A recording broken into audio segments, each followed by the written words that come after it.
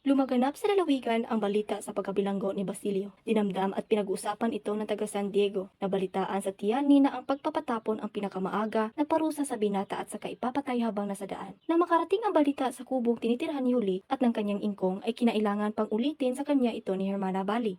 Ipinayo niya ang pagsangguni sa kawani na para sa mahihirap.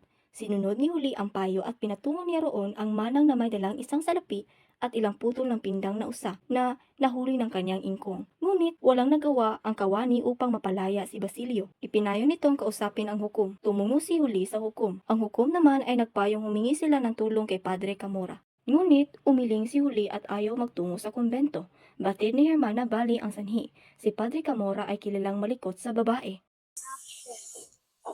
Huwag kang matakot. Kasama mo ako.